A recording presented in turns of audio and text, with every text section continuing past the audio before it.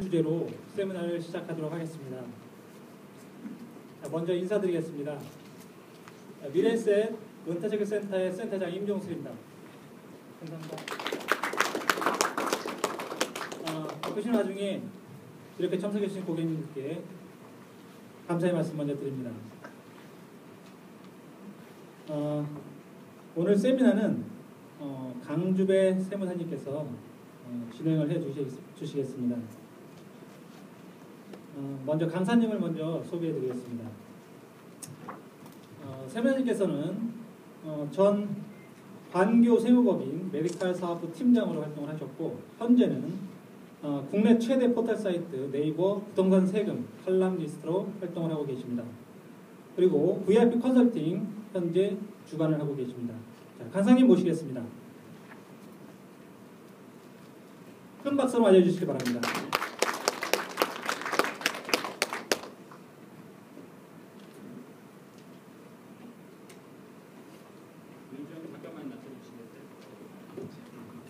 아니. 됐어. 아니, 이렇게만.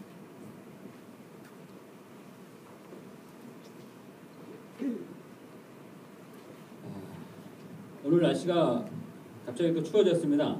그렇죠? 걱정하지 마세요. 세금 강의를 듣다 보면 자연스럽게 이제 열이 받게 돼 있어요. 조금만 기다리시면 돼요. 제가 이제 강의를 이제 세금이라는 주제를 가지고 강의를 많이 다니기도 하지만 듣기도 이제 많이 듣습니다. 제가 많이 듣는 강의 주제 중에서 서울여대 기독교학과에 계신 이제 김창학 교수님이라고 여성과의 소통에 관한 내용을 주제로 강의를 하시는 분이세요. 그분이 언제 이제 강의를 갔는데 여성 재소자분들이 모여 있는 교도소를 강의를 갔다고 합니다. 그 여성 재소자분들 범죄 유형이 여러 가지가 있잖아요. 폭행도 있을 거고, 살인도 있을 거고, 사기도 있을 거고.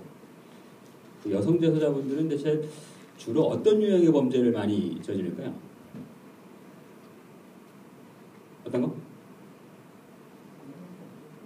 사기? 여러분들 경험 말고요.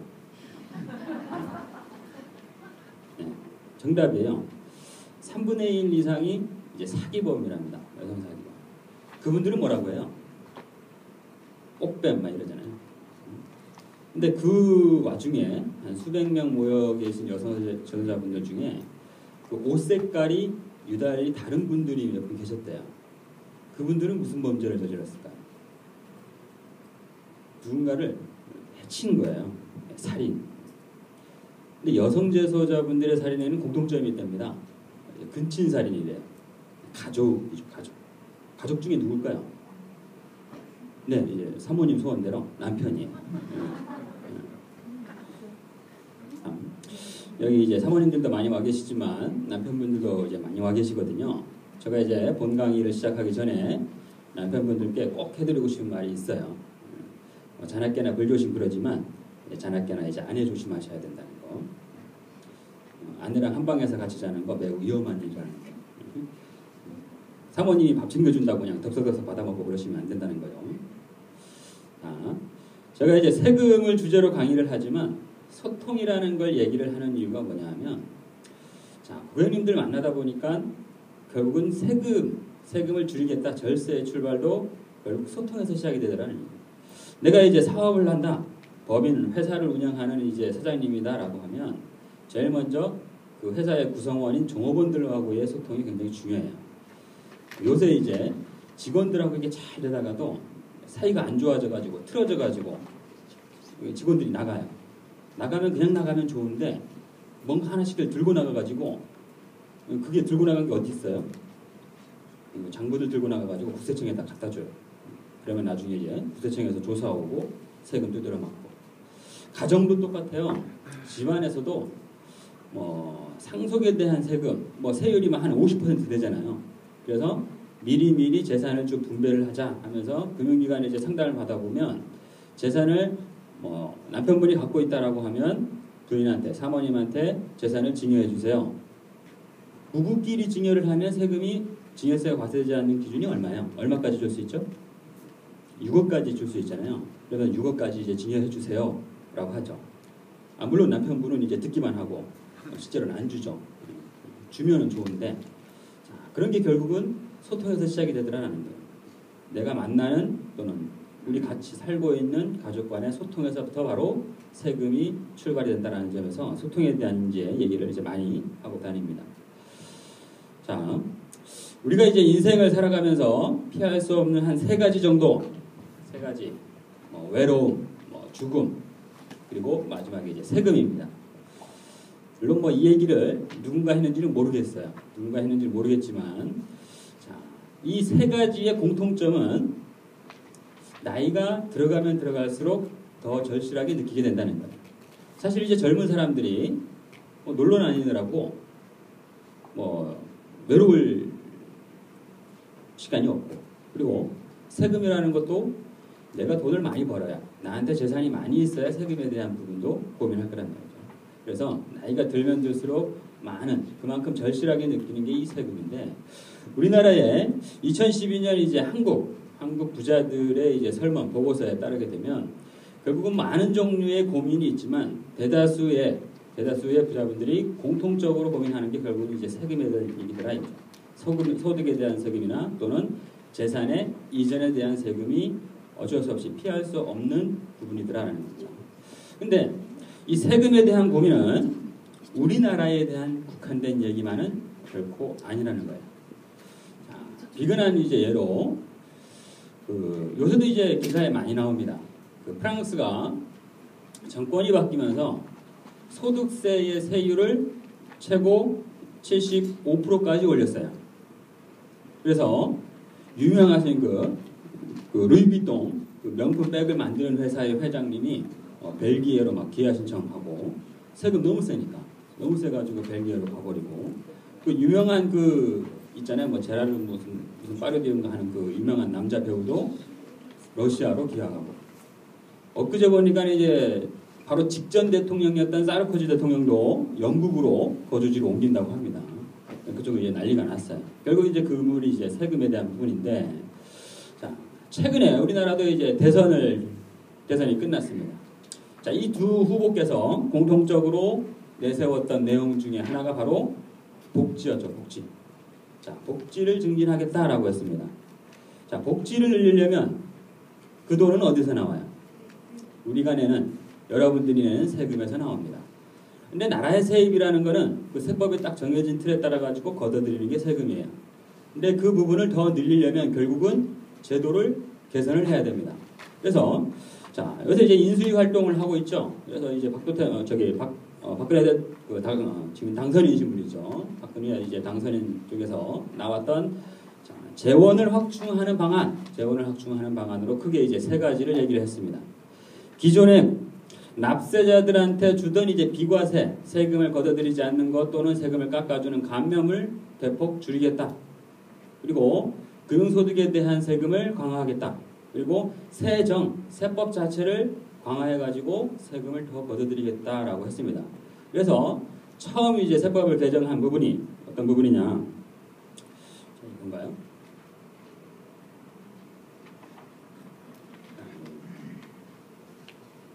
네. 자, 이 맨 위에 박스를 보시면 이제 금융소득 종합과세라고 해가지고 신문에도 많이 나왔습니다. 신문에도 이제 많이 거론되는 내용인데, 금융소득 종합과세 기준을 기존의 4천만 원에서 2천만 원으로 인하를 시켰죠. 그리고 밑에 박스에 보시면은 FIU법이라고 해가지고 FIU에 대한 내용은 제가 한 중간쯤 해가지고 다시 한번 거론을 해드릴 겁니다. 이 부분도 굉장히 이제 우리 실생활하고 관련되어 있는 부분이어서, 자, 이 금융소득 종합과세라고 하면, 자, 금융소득 하면 개인들의 소득은 여러 가지가 있어요. 근데 여기서 말하는 금융소득은 자, 이자와 배당입니다. 이자와 배당. 자, 원래 이자와 배당 소득은 종합과세라는 걸 하지 않았어요.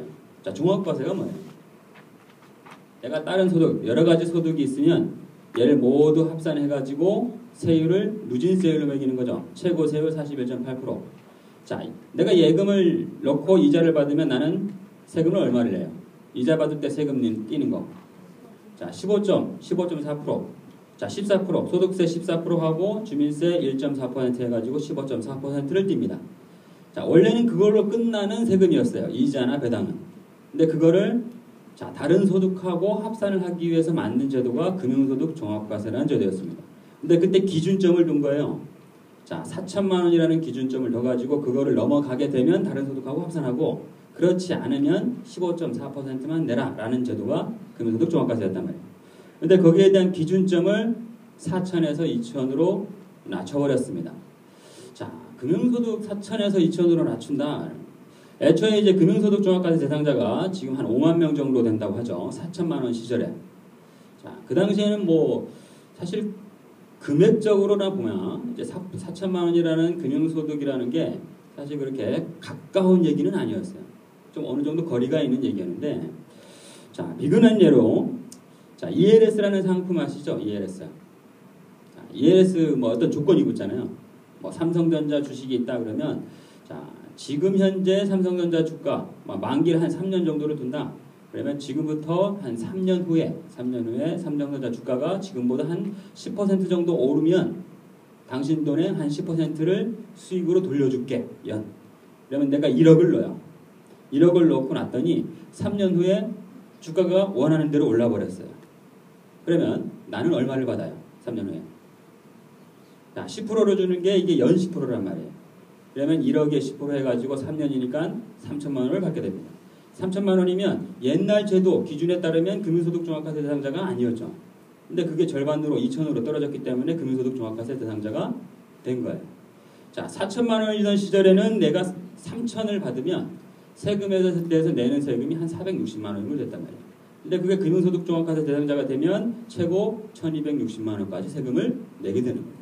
그래서 세금의 증가폭이 4천에서 2천으로 줄은 바람에 결국은 내가 낼 수 있는, 내가 냈던 세금이 최소 뭐 기준치로 보게 되면 15.4%에서 최고 세율 41.8%까지 최대 한 270% 정도까지 늘어날 수가 있다는 겁니다. 자, 세금이 늘어나는 건 뭐 기본이고, 요새는 이 이슈가 이제 건강보험이라는 이슈가 이제 많이 부각이 되고 있습니다. 자, 건강보험에 대해서는 제가 좀 이따가 얼마만큼 이제 늘어나게 되는지를 구체적인 사례를 들어가지고 한번 설명을 드리도록 할게요. 근데 금융소득 종합과세 대상자가 됐을 때 가장 이제 우리들의 입장에서, 여러분들의 입장에서 골치 아픈 부분이 이제 마지막 부분이에요. 내가 금융소득 종합과세 대상자가 됨으로써 결국은 자, 한 20만 명 정도 되는 몇 퍼센트 상위, 몇 퍼센트의 세원 관리자가 된다는 거예요. 우리. 자, PCI라는 시스템, 여러 가지 시스템에 의해서 세원 노출이 될 가능성이 점점 높아지게 된다는 거예요. 국세청이 여러분들을 지켜보게 된다는 겁니다. 물론 뭐 국세청이 관심 가져주면 좋겠지만 뭐 그런 관심은 멀리 했으면 좋겠다라는 거죠. 구체적으로 건강보험료에 대한 얘기를 좀 더 해볼게요. 사실 지금의 이슈, 실질적으로 크게 심리적인 영향을 받는 게 바로 이 건강보험료에 대한 부분입니다. 자, 건강보험료는 자, 직장가입자로서 내는 건강보험이 있고 지역가입자가 내는 건강보험이 있습니다. 자, 직장가입자라고 하면 자, 개인 사업을 하고 있는 사업주 또는 자, 회사, 법인, 어떤 대기업을 다니고 있는 거기에서 월급을 받는 사람, 그분들이 이제 직장가입자예요. 근데 직장가입자가 건강보험료를 내는 기준은 뭐냐면 회사에서 받는 월급이에요.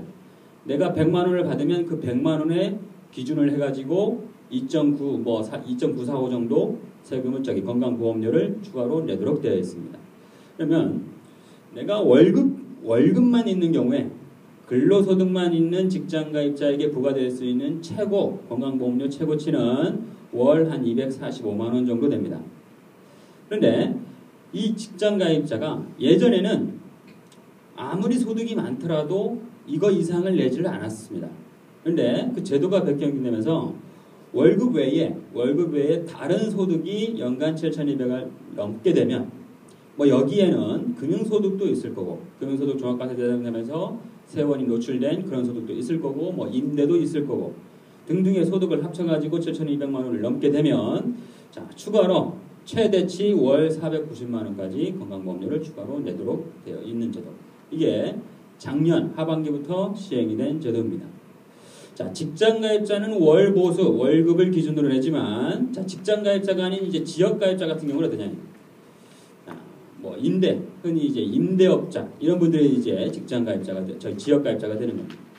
자, 지역가입자는 기준이 회사원은 월급이지만 지역가입자는 월급에 준하는 소득, 즉 뭐 임대소득에다가 그리고 부동산을 갖고 있는 거 얼마 갖고 있는지, 내가 어떤 차를 갖고 있는지에 따라 가지고 그거를 점수를 매겨서 1점당 172.75원을 곱해서 월 보험료를 산정을 하게 됩니다. 자, 일반 근로자들처럼 직장가입처럼 지역가입자도 최대 2,900만 원까지 건강보험료를 부과할 수 있는데, 자, 구체적인 사례를 들여가지고 기존에 내는 건강보험료가 늘어나는 케이스는 지금 보시는 세 가지 케이스입니다. 자, 이 A라는 분이 직장인이에요. 직장인인데 회사를 운영하시는 사장님입니다. 자, 원래 월급을 받으면서 한 8천만 원을 받는단 말이에요. 그러면 이 8천만 원에 대해서 이분은 한 250만 원의 건강보험료를 지금 내고 있어요. 그런데 개정된 건강보험료에 따라 가지고 봤더니 임대소득도 있고 금융소득도 3,500이에요. 금융소득 3,500이면 예전에 4천만 원 시절이었던 그 시절에는 이거는 없다라고 봐요. 4천만 원이 안 되기 때문에 없는 소득이에요. 그러면 4천만 원만 가지고는 지금 7,200이 안 됐단 말이에요. 추가로 건강보험료를 안 냈습니다. 근데 2천만 원으로 떨어지면서 이 소득이 잡히는 거예요. 그러면 3,500, 4,000 하면 7,200이 넘어가죠. 그러면 추가로 건강보험료가 486만 원이 고지가 됩니다. 자, 다른 케이스는 어떤 거냐면, 회사를 운영하고 있는 피부양자, 회사를 운영하고 있는 남편의 밑으로 들어가 있는 분이에요. 자, 주부죠. 이 사모님은 원래 금융소득 3,500에 자산 6억 이렇게 갖고 있어요. 자, 남편의 소득은 7,000인데 이 남편분이 내는 직장가입자의 건강보험료가 한 219만 원 정도 돼요. 그러면 이 사모님은 원래는 내지 않아요. 그분 밑에 들어가 있었기 때문에. 그런데 금융소득 3,500이 되면서, 자, 금융소득 종합과세 대상자가 됐죠. 그럼 3,500이 잡히고 동시에 자산도 잡힙니다. 자산도 잡혀가지고 추가로 얼마만큼을 내냐? 한 647만 원의 건강보험료가 부과됩니다. 자, 또 다른 케이스는 뭐냐면 직장을 다니고 있는 그 자녀 밑으로 내가 들어가는 경우예요. 그리고 내가 금융소득 4천만 원, 3천만 원으로 금융소득 종합과세 대상자가 되고 자산도 한 10억 정도 갖고 있고, 그러면 156만 원에서 이 156만 원 누가 내고 있었던 거냐면 이 자녀가 내고 있었던 거예요. 이 자녀가 내던 156만 원인데 이 C라는 분한테 추가로 596만 원의 건강보험료가 고지가 될 수 있습니다. 자, 증가폭으로 보면 물론 이제 최대 얼마까지 늘어나냐면 한 2,900만 원까지 건강보험료가 추가로 부과될 수가 있다는 거죠. 자, 증가폭으로만 보게 되면 세금보다는 훨씬 더 크게 늘어나는 게 건강보험료입니다. 자, 직장가입자의 건강보험이 기존의 소득이 아니라 지역가입자의 건강보험이 소득만 가지고 따지는 게 아니라 내가 갖고 있는, 내가 살고 있는 내 집, 내가 임대를 주고 있는 부동산 이런 등등이 큰 덩어리가 합쳐지게 됨으로써 건강보험료가 늘어나는 폭이 클 수밖에 없다 이거. 자, 심리적인 측면에서 보자면 사실 세금은 1년에 한 번 5월달에 개인소득자 신고하면서 한 번 냅니다. 한 번 내면 끝이지만 건강보험료는 어때요? 매월 고지서가 날라와요. 내가 예전에 한 20만 원 내던데 50만 원 늘어나가지고 50만 원짜리 고지서가 매번 날라온단 말이에요. 그거 낼 때마다 그 옛날에 그 생각이 나는 거죠. 난 20만 원밖에 안 했었는데 갑자기 50만 원 늘어났다는 거예요. 자, 심리적인 측면에서 오히려 더 영향이 큰 게 바로 이 지금 보시는 건강보험료에 대한 부분이다. 자, 사실 요새 이제 저금리, 저성장, 저금리 기조죠. 저금리 저성장이다라는 얘기는 결국은 내가 어떤 자산을 운용하는 수단별로 그닥 수익의 차이가 나지 않는다는 얘기예요. A라는 자산을 가지고 운영하거나 B라는 자산을 가지고 운영하든 내가 벌어들일 수 있는 소득이 그렇게 크지가 않더라는 거예요. 차이가. 예전에는 자, 주식시장이 화랑기던 시절에 자, 주식 중에서 잘만 고르면 막 수익이 몇백 프로 나고 막 그랬어요. 그리고 부동산도 잘만 고르면 막 두세 배 막 뛰고 막 그랬단 말이에요. 내가 어떤 걸 투자하느냐에 따라 가지고 나한테 벌어들이는 소득의 차이가 수익의 차이가 컸던 시절 그게 서브프라임 사태가 커지면서 자산 디플레가 꺼졌죠. 쭉 꺼졌습니다. 거품이 빠지면서 저성장. 자, 회사의 우리나라의 경제 규모의 성장은 점점 완만한 형태로 늘어나게 되고 그리고 내가 어떤 수익을 얻을 때 저금리 예금을 뭐 이런 예금 저런 뭐 A라는 예금 B라는 예금 가입하더라도 이자율 차이가 없고 지금 기존의 예금 이자율보다는 훨씬 더 낮은 시대다. 그런데 그에 반해서 자, 세금은 점점 더 강화됐습니다. 자, 예전에 그 2002년 월드컵이 열리던 시절에 그 당시에 세율이 얼마였는지 혹시 기억하시나요? 그 당시에 세율이 주민세를 포함해가지고 44%였습니다. 정확하게. 월드컵이 열리던 시절, 그 직전에. 제가 그때 이제 세무사를 시작을 했었는데, 44%였던 시절이, 물론 그 이전에는 그보다 훨씬 더 높았어요. 주민세까지 포함해가지고 49.5%였습니다. 49.5%에서 44% 빠지고, 그 다음에 떨어진 게 주민세까지 포함해서 41.8%로 떨어졌어요. 그리고 이게 또 떨어져가지고 35%, 38.5%까지 떨어졌다가 그때까지 쭉 떨어졌다가 다시 오르기 시작했죠. 41.8%로. 자, 지금은 자산운용 수단별로 수익의 차는 크지 않습니다. 크지 않은데 세금은 점점 강화되고 있는 거예요. 그러면 내가 예전에 1000을 벌어가지고 40을 내던 시절, 40%를 내던 시절하고 근데 지금은 500을 버는데 동일하게 500 중에서 40%를 내는 시절이단 말이죠. 자, 1000 벌어가지고 40% 내는 경우하고 500 벌어가지고 40% 내는 경우하고 똑같은 비율이지만 힘든 건 500 벌어가지고 40%를 내는 시절이 지금이 더 힘들다는 얘기예요.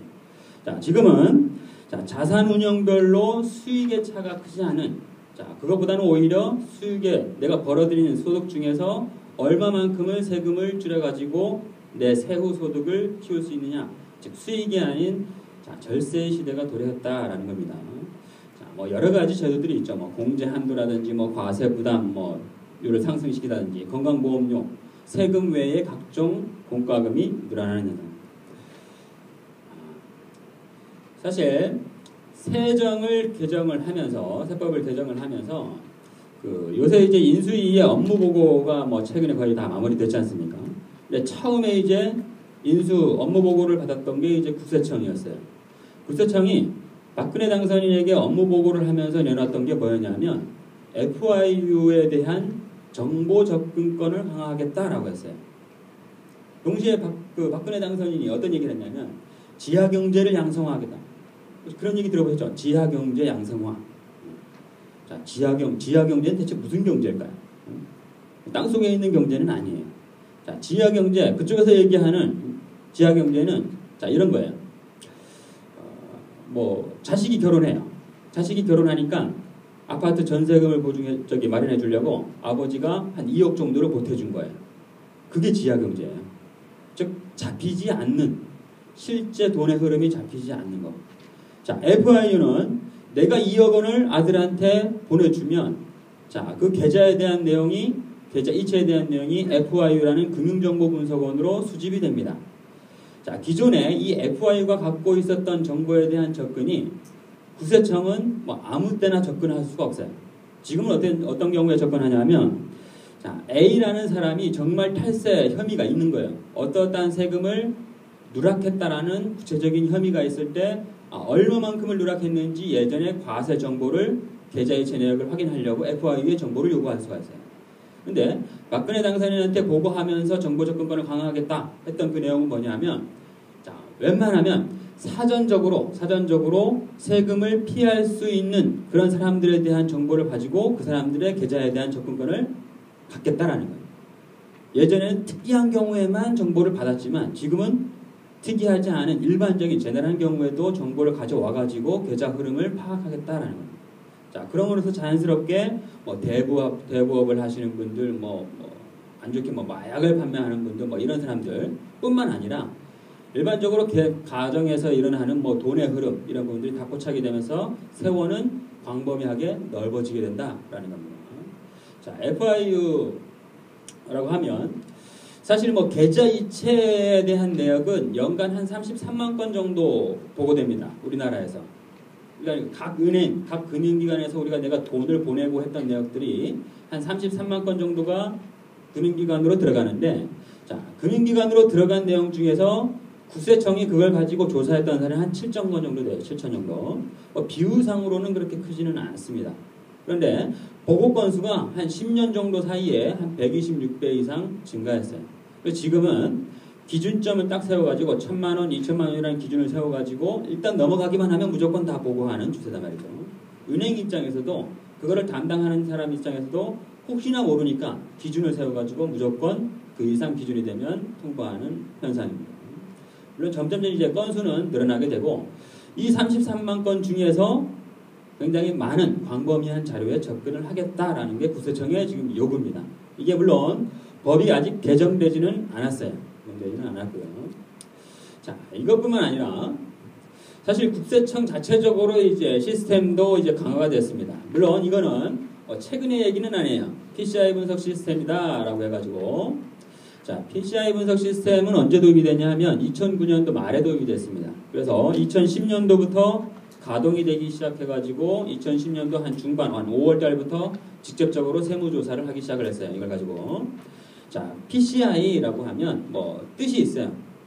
자, 맨 앞에 있는 P는 재산을 뜻합니다. 재산. 프로퍼티 해가지고 재산을 뜻하고, 중간에 있는 C는 소비 지출을 뜻합니다. 그리고 I는 소득을 뜻해요. 자, P하고 C하고 그리고 맨 끝에 있는 I, 소득을 비교하겠다라는 얘기예요. 자, 모델별로 보면 이 왼쪽에 있는 박스, 즉 재산하고 소비 지출 P하고 C하고 바깥에 있는 소득을 비교한다. 이게 무슨 얘기냐면, 자, 내가 사업을 해가지고 소득을 벌어들입니다. 자, 벌어들인 소득을 가지고 투자를 해가지고 재산을 늘리거나 아니면 내가 쓰거나 그렇게 될 거예요.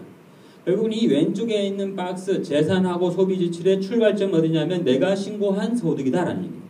자, 1억을 신고했다라고 하면 그 기간 사이에 내가 늘어난 재산도 그리고 내가 쓴 것도 결국 그 1억 범위 이낼 거다라는 거예요. 예전에는 국세청은 소득에 대한 정보만을 갖고 있었어요. 그런데 왼쪽에 있는 재산하고 소비 지출에 대한 정보를 추가하기 시작을 한 겁니다. 자연스럽게 이 두 가지만 비교하면 내가 소득을 덜 신고했느니 말았느니에 대한 정보가 나오는 거예요. 이걸 가지고 이제 유명 연예인이 한번 걸려들었죠. 막 부동산 막 이렇게 사고 하다가 소득은 이렇게 가공경비 해가지고 막 소득은 적게 신고하고 그런 분들이 이제 조사 대상에 딱 걸려가지고 크게 이제 과세 받았습니다. 세금으로 한 4억, 한 5억 조금 안 되게. 물론 그거는 이제 쇼부를 좀 본 거죠. 5억이 넘어가면 이제 조사범위 되기 때문에 감옥 가야 되는 기준이다 보니까 그거보다는 좀 낮은 수준으로. 물론 뭐 거의 감옥에 준하는 뭐 은퇴했다가 다시 돌아오셨죠, 그분이. 그분이 있어요, 요새. 아시죠, 누군지? 잠깐 갔다가 오신 K모 씨. 어쨌든 그분이 이제 대표적인 케이스입니다. 자, 국세청이 아는 수집하는 정보에 대한 내용도 조금 알고 계셔야 되는데, 자, 소비 지출 하게 되면 이제 해외 체류비. 해외 체류비에는 내가 정말 외국 가서 놀면서 쓴 뭐 이런 비용뿐만 아니라, 자, 자제분들이 이제 뭐 유학가 있으면 매년 유학자금으로 송금하고 있는 내역, 얼마를 송금하고 있는지, 또는 내가 뭐 미국에다가 뭐 부동산 하나 샀다, 주택을 하나 샀다, 그거를 얼마만큼 보내가지고 취득을 하고 있는 건지, 신용카드나 현금 영수증은 뭐 기본적으로 알고 있는 데이터고요. 자, 재산 데이터 중에서는 부동산, 뭐 주식, 뭐 삼성전자 주식 100주를 샀다 그러면 그 데이터가 정확하게 뜹니다. 얼마에 샀다라는 것까지. 뭐 회원권 얼마에 가지고 있고, 그리고 차량, 이거 하나 없네요. 자, 금융자산이라고 지금 빠져 있습니다.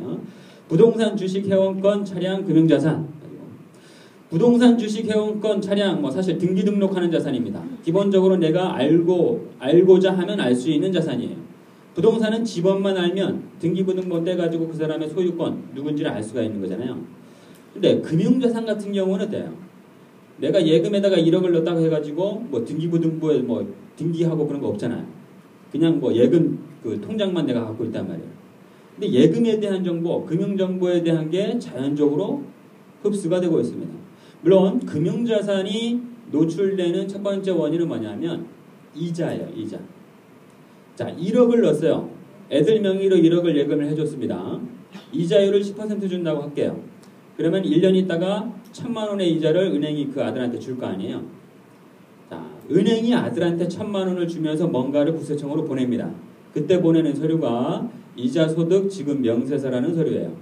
근데 그 이자소득 명세서에는 어떤 내용이 들어가냐면, 자, 어느 은행이 몇 날 며칠 어떤 계좌로부터 이자를 얼마를 받았다. 근데 거기에는 원금이 1억이 있는지 2억이 있는지 나와 있지는 않습니다. 근데 명세서가 국세청에 들어가는 순간 그걸 가지고 원금을 추산해요. 자, 정기예금이면 원금 어떻게 추산할까요? 원금에 곱하기 이자율 하면 이자잖아요. 이 중에서 이 세 가지 중에서 국세청이 아는 건 뭐예요? 이자 알죠? 그리고 또 알 수 있는 건 뭐예요? 이자율. 자, 정기예금이면 그 당시에 시중금리일 거 아니에요. 뭐 시중금리가 뭐 몇십 %쯤 왔다 갔다 하지 않잖아요. 뭐 0몇 % 왔다 갔다 한단 말이에요. 거의 그 시중금리를 가지고 얘를 추산하면 원금이 나오는 거예요. 자연스럽게. 그래서 시중이제 금융기관에서 우리가 가입하는 이자를 주된 목적으로 하는 상품들 있잖아요. 뭐 예금, 적금, 뭐 CMA, CD 뭐 이런 류의 상품은 내가 가지고 있는 원금의 90% 이상이 포착이 된다라고 보시면 됩니다. 자, 이자 지급 명세서라는 거. 반대로 이자가 노출되지 않는 상품은 노출이 안 되는 거예요.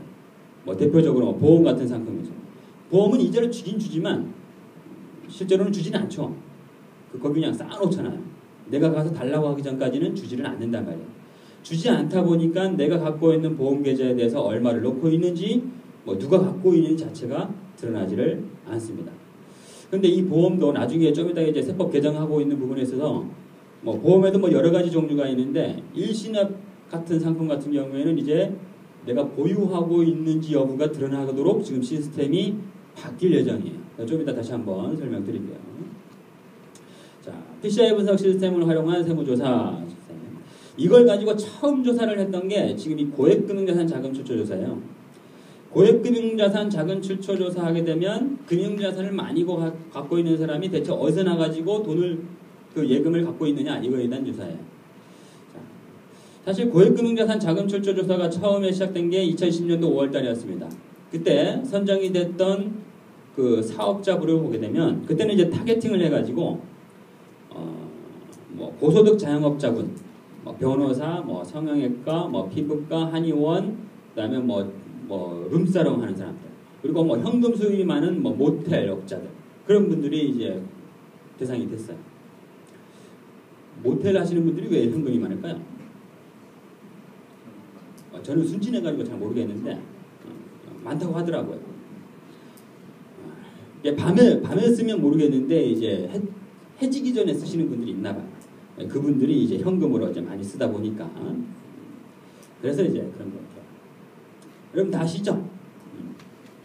모르는 그 순진한 얼굴들은 하지 마세요. 다 아시면. 자, 지금은 PCI 분석 시스템을 가지고 이런 형태의 서류를 보냅니다. 통합조사 해가지고 뭐 A라는 사업차가 지금 뭐 몇 년도부터 몇 년도까지 2006년부터 2010년도 지금 조사를 받게 되면 2012년도 소득이 지금 들어가 있지 않기 때문에 2011년도입니다. 2011년도. 그러면 2011년도를 거꾸로 들어가가지고 2006년부터 2011년도 5년 주기로 봤습니다. 내가 과거 5년 동안의 재산 내역 그리고 과거 5년 동안의 사업 내역을 비교를 해가지고 소득이 적다. 재산 늘어나는 것보다 소득이 적다라는 얘기는 뭐예요? 소득을 그만큼 누락했다라고 보는 겁니다. 그래서 여기에서 내가 제대로 설명하지 못하면 실제적으로 이 밑에 있는 사업이든 임대든 누락이 있을 거다라고 이제 본 세무조사를 하는 시스템. 이게 이제 PCI 분석 시스템입니다. 자, 사실 뭐 PCI 분석 시스템이 또는 뭐 성실신고 사업자니 뭐 FI이니 뭐 전자세금 계산서니 현금 영수증이니 이런 제도를 쭉 모아보면 결국은 예전에 이제 불투명했던 게 앞으로는 이제 투명해질 수밖에 없는 환경이더라요. 세금을 예전에 막 피하려면 피할 수 있었는데 지금 이제 피하기가 점점 어려워지고 있다라는 걸 얘기를 하는 겁니다. 자, 이런 환경에서 과연 우리는 이제 어떠한 선택을 가지고 자산을 내가 운영을 해야 될까라는 부분인데, 자, 여기에 대한 답을 이제 드리기 전에 여기 계신 분들 중에서 이제 남편분들한테 제가 질문 하나 드릴게요. 대개 이제 사모님들 계시잖아요. 안 계셨으면 하는 얼굴들을 하고 계시고. 예전에 그 신혼 시절이었잖아요. 신혼이 아니라 이제 결혼하기 전, 연애하던 시절에 그 서울여대 그 김창욱 교수의 강의에 이런 얘기가 나오거든요. 그 남자들이 그 미혼인 시절, 연애하던 시절에, 즉 오빠 시절이죠. 오빠 시절에는 그 남자들한테는 오빠 호르몬이라는 게 나온대요. 오빠 호르몬이 나와가지고 뭘 해도 힘들지가 않다는 거예요. A는 일산인데 자기는 분당에 살아요. 그런데 막 하루에도 몇 번씩 막 분당하고 일산 왔다 갔다 하는 거예요. 그래도 안 힘든 거예요. 그 오빠 호르몬 때문에 나중에는 막 마술도 부리고 그래요. 근데 그랬던 오빠가 이제 아빠가 됐잖아요. 이제 오빠 호르몬이 안 나오는 거예요. 얘 식어버리는. 뭐 오빠 호르몬 그냥 이제 살이가 나오려고 그러죠. 얘 스님도 아닌데. 자, 그랬더니 이제 아빠가 자, 사모님하고 이제 백화점을 갑니다. 백화점을 이제 가면 이제 그 부인한테 내가 이제 한번 이제 이쁘게 한번 차려입게끔 이제 한번 옷 한번 사줄게. 그러면서 이제 백화점을 가요. 처음 갈 때만 하더라도 사실 그 남자분들 눈이 이제 초롱초롱하잖아요. 근데 이제 옷가게 한 번 갔다 오고 또 나오고 또 한 번 두 번째 가고 이렇게 하다 보면 이제 그 초롱초롱했던 눈이 동태 눈깔이 되거든요. 점점. 근데 여성분들은 그냥 더 점점 초롱초롱해지고. 근데 그러는 와중에 이제 사모님들이 그 남편분한테 질문을 하죠. 막 고르다가 이제 고를 때쯤 돼가지고 빨간색이 자기가 빨간색이 이쁜 것 같아, 핑크색이 이쁜 것 같아. 이렇게 질문하시면 여기 계신 남자분들은 대체 어떤 반응을 보일까요? 아무거나 입어. 뭐 이런 식의 반응이잖아요. 아무거나 입어. 물론 심하신 분들은 안 살 거면 입었다 벗었다 그렇게 하지 마라. 응? 대체 몇 번째냐고. 뭐 이런 식의 반응을 한단 말이죠. 근데 그 김창욱 교수 강의에 여기에 대한 답이 하나 나와요. 어떤 답을 하냐면, 자, 핑크색이든 빨간색이든 상관이 없다. 핑크색이든 빨간색이든 상관이 없고, 자, 핑크색을 입으니까 지금보다 훨씬 어리고 이뻐 보인다. 이런 얘기를 하라는 거예요. 그냥 미쳤다고 생각하고 한번 해주세요. 그러면 그냥 다 해결이 되는 거예요. 그냥 말 한마디로. 물론 그 상황에서 옷을 못 샀어요. 못 샀다 하더라도 저녁 되면 막 소고기 반찬 올라와 있고, 뭐 어떤 경우에 막 마늘하고 막 부추도 막 한 다발 막 올라와 있고, 부추가 왜 올라오는지 나도 모르겠는데, 하여튼 그렇단 말이죠. 말 한마디로 제가 이제 세금 얘기를 하면서 소통에서 시작이 된다라고 했잖아요. 그 말 한마디로 사모님과의 어떤 평온을 이룩할 수 있듯이 세금도 결국은 말 한마디 즉 쉬운 부분들이 분명히 있는 거예요. 내가 세금을 줄이겠다라고 하면 세금을 절세할 수 있는 방법이 뭐 5만 가지 여러 가지 방법들이 있어요. 복잡하게 하면 정말 복잡한 거고 정말 쉽게 할 수 있는 거면 쉽게 할 수 있는 방법들이 있단 말이죠. 자, 그렇게 쉽게 할 수 있는 방법들 몇 가지를 한 3가지 정도만 가지고 한번 나눠서 설명을 드려보도록 하겠습니다. 자, 첫 번째는요. 자, 시점을 분산해야 됩니다. 시점. 자, 소득 시점을 분산한다라는 얘기는 금융기관으로부터 내가 받을 수익을 한꺼번에 어느 한날 한시에 받지 말고 얘를 나눠서 받아라라는 얘기예요. 자, 앞에서 내가 이게 ELS 얘기를 들었잖아요. 자, ELS를 막 3년 만기 이런 식으로 가입하게 되면 3년 동안의 소득이 만기 시점에 한꺼번에 발생하는 거예요. 그러면 상대적으로 소득이 클 수밖에 없겠죠. 2천인데 막 2천보다 넘어가는 그런 경우가 발생할 수 있을 거단 말이에요. 그래서 요새는 ELS 가입하면 어떻게 해요? 3개월 단위, 6개월 단위, 그리고 시차를 달리해가지고 이것저것 가입하다가 한 몇 달 있다가 또 가입하고 이렇게 나누는 거예요. 그래서 ELS는 요새 대표적으로 어떤 형태로 가입해요? 월지급식 ELS 이런 형태의 그 ELS를 가입을 많이 하는 겁니다. 자, 시점을 분산해라. 예금도 마찬가지죠. 예금 내가 갖고 있으면 예금도 지금 가입하고 좀 이따 나중에 또 나눠서 또 가입하고 나눠서 가입하게 되면 만기가 점점 달라지게 된단 말이죠. 즉 만기를 달리해라. 쉽게 말해서 만기를 달리해라는 얘기예요. 자, 두 번째 자산을 분산해라. 자산을 분산해라라는 얘기는 결국은 혼자서 가입하지 말고 내가 갖고 있는 자산을 가족 구성원끼리 분산을 해가지고 자, 남편분이 갖고 있다라고 하면 일정 부분 증여를 해가지고 배우자분이 가입하는 것도 있고 그리고 자식분들 명의로 뭐 3천이든 1,500이든 자 3천이든 1,500이든 그게 왜 나오는 거죠? 3,000, 1,500 자식들한테 줄 수 있는 미성년자면 1,500만 원까지 세금 없이 줄 수 있고 성년이면 20세까지 줄 수 있습니다. 아 그거 아시나요? 성년 미성년의 기준이 만 20세였잖아요. 근데 그게 낮춰졌습니다. 만 19세로. 근데 만 19세로 법은 개정이 됐는데 시행은 언제냐면 7월 1일자입니다. 7월 1일자. 아직 시행은 안 됐고 7월 1일자 이후는 성년의 기준이 만 19세로 떨어집니다. 그래서 자산을 분산하게 되면 결국은 소득 한 사람한테 3천만 원 생기는 소득이 결국 다른 사람, 자, 배우자한테 일부 생길 거고 애들한테도 일부 생길 거고. 자, 물론 이제 결국은 이제 원칙적인 부분, 시점을 분산해라, 자산을 분산해라. 결국은 이제 그보다 더 중요한 거는 세금을 어떻게든 작게 낼 수 있는 상품을 가지고 운영하는 게 이제 근본적인 해결책입니다. 이 밑에 있는 8가지가 이제 대표적인 상품군인데, 뭐 장기 채권, 물론 이 장기 채권은 좀 길어요. 10년. 내가 채권을 운영한다 하더라도 10년 이상 채권을 운영하게 되면 합산하지 않습니다. 10년 있다가 내가 이자를 받더라도 상대적으로 큰 이자가 발생을 하는데 그 이자를 다른 소득하고 합산하지 않아요. 분리과세를 합니다. 자, 물가연동국채. 이 부분은 이제 비과세 부분, 분리과세 부분이 있는데, 자, 물론 이 물가연동국채는 2005년도 1월 1일 이후 발행하는 거에는 적용되지는 않습니다. 기존에 이제 발행되어 있는 거는 상관이 없는데, 나중에는 이제 물가연동국채도 결국은 효용이 없게 돼요.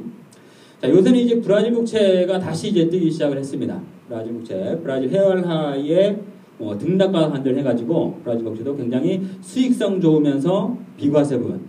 물론 브라질 국채 같은 경우에는 이제 한국하고 브라질하고의 조세 협정 때문에 세금이 과세되지 않도록 되어 있습니다. 국민주택 채권도 유력한 수단이긴 한데 이 국민주택 채권은 채권이라고 하면 이자를 얼마를 주게끔 되어 있잖아요. 그런데 이 국민주택 채권은 이자를 주지는 않습니다. 표면금리가 없어요. 이자가 0%예요. 대신에 내가 1억짜리를 살 때 얼마 주고 사냐면 예를 들어서 8,500 주고 산다. 그러면 만기가 딱 끝나면 1억을 주는 거예요. 실질적으로 나는 이자를 받긴 하는데 채권의 가격 차이를 받는 겁니다. 별도의 이제 금융소득 종합과세 부분은 없는 거예요. 자, 요새 이제 유전 펀드도 있죠. 유전을 개발하는 그런 펀드입니다. 그런 거에 대해 투자를 하는 거. 이런 유전 펀드도 이제 분리과세라고 해가지고 비과세는 아니에요. 분리과세. 다른 소득하고 합산하지 않는 거. 국내 주식평가원도 이건 당연히 이제 비과세, 전통적인 비과세 상품이기 때문에 얘기를 하는 거고요. 요새 이제 밑에 있는 즉시연금이나 저축성보험을 이제 비과세 영역의 이제 대표 주자죠. 법을 개정을 하겠다라고 해가지고 나온 게 지난 이제 4사분기, 작년 4사분기부터 지금까지 보험산업본으로 한 17조 원의 돈이 들어왔어요. 유례 없이 많은 돈이 들어왔습니다. 이게 제가 좀 이따가 설명드리는 이 세법 개정안과 관련된 부분인데 특히나 많은 돈이 들어온 게 이 왼쪽에 있는 즉시연금이에요. 신문기사 많이 나옵니다. 여기다가 얼마에 한 분이 100억씩만 왔다 갔다 하고 10억씩 왔다 갔다 하고 내가 갖고 있는 일시금을 운영하기에 가장 적정했던 상품이었어요. 지금 공시이율로만 보더라도 4.4% 4.5% 한단 말이에요. 은행 가가지고 이자 해봐야 3.몇% 되잖아요. 이자율도 더 많이 주면서 세금도 없으니까 이 시기에 가장 적절한 상품이었어요. 그리고 장기적으로 내가 운영을 하겠다라고 하면 저축성보험. 자, 즉시연금이나 저축성보험은 비과세 이제 대표격인 상품이었습니다. 자, 근데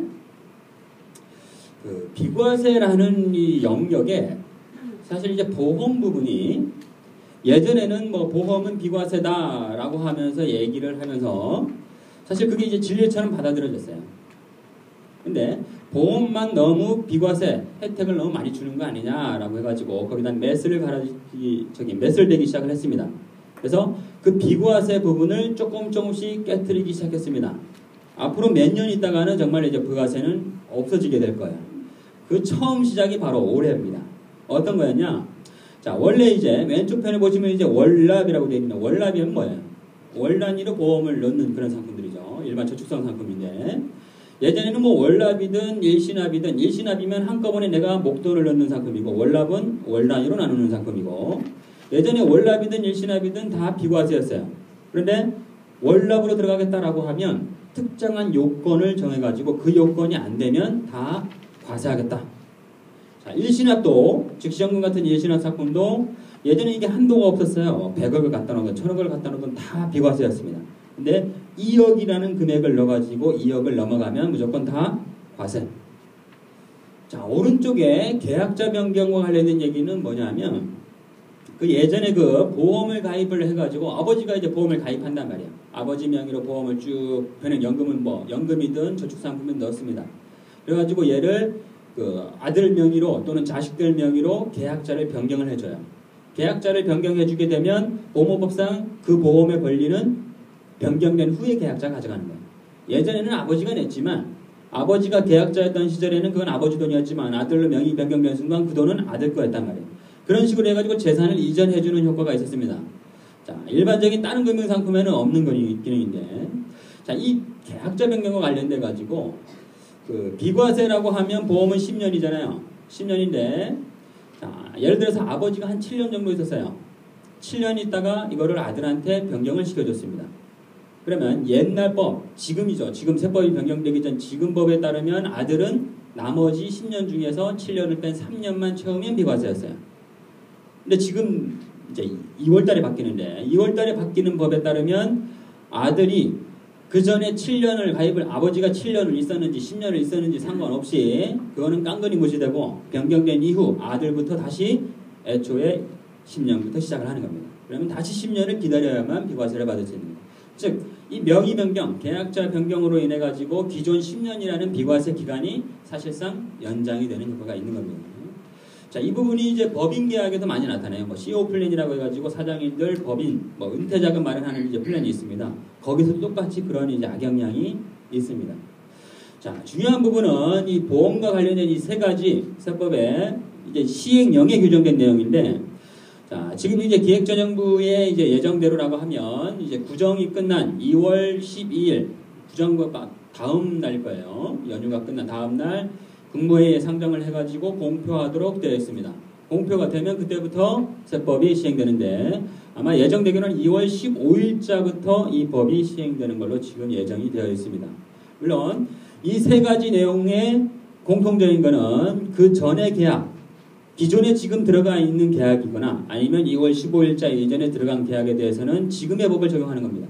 그러니까 뭐 월납이든 일시납이든 상관없이 무조건 이제 금액 한도 없이 다 비과세고 계약자 변경을 하더라도 나머지 기간만 채우면 비과세. 이런 걸로 이제 지금의 법이 적용되는 거예요. 자, 이 세 가지 내용은 신규 법이 시행된 이후에 가입한 신계약에 대해서만 적용됩니다. 그래서 사실 지금 이제 금융자산이 이제 이동이 일어나고 있는 거죠. 자, 보험은 비과세다라는 절대적인 진리가 이제 깨트려지기 시작을 해가지고 앞으로는 자, 비과세를 주는 전적으로 어떤 상품은 비과세다라는 거는 이제 없어지기 시작한 거예요. 자, 2013년도 2월이 그 처음 출발입니다. 처음 출발. 사실 이제 과거 몇 년 후에 미래 몇 년 후를 지나서 이제 거슬러 보게 되면 세금 역사 금융상품에 있어서는 그 비과세가 없어지기 시작한 이제 처음 그 시작점이다라고 기억이 될 겁니다. 굉장히 의미가 있는 날이에요. 자산 운용 측면에서 봤을 때. 자, 얼마 남지 않았습니다. 지금 뭐 영업일 기준으로 보게 되면 뭐 한 10일 정도, 한 12, 3일 정도밖에 안 남은 것 같아요. 사실 세금이 바뀐 내용들은 좀 많습니다. 많은데 사실 이제 자산 운용 측면에서 여러분들이 이제 알고 계셔야 되는 거, 그리고 내가 돈을 관리를 하는 측면에서 알고 계셔야 되는 FIU나 PCI, 그리고 보험과 관련된 거, 그리고 나머지 금융상품과 관련된 부분을 이제 제안을 드렸는데, 다시 한번 이제 말씀을 드리면, 이제 경제 환경이 저금리 기조다 보니까 사실 자산운용 수단별로 수익의 차이를 낼 수 있는 시기는 아닙니다. 반대로 세금은 지금보다 예전보다 더 훨씬 더 강화된다. 그 얘기는 자, 수익을 내려고 고민하는 게 아니라 그 수익에서 내가 내야 될 세금을 줄이면서 내가 얻을 수 있는 세후 소득을 늘리는 게 중요한 그런 시대가 왔다라는 것을 분명히 이제 기억을 하시고요. 세금은 앞으로는 점점 투명화된다. 예전하고는 다르게 투명화될 수밖에 없고, 그러면 나는 자산을 운용할 때 결국 이제 합법적인 부분에 있어서 스테이크라는 부분이 점점 중요해진다라는 것을 다시 한번 이제 강조를 드리면서요. 자, 이만 개정세법에 따른 세미나를 모두 마치도록 하겠습니다. 자, 제가 이제 1시간 넘게 진행을 한 것 같네요. 자, 강의 들으시라고 고생 많으셨습니다.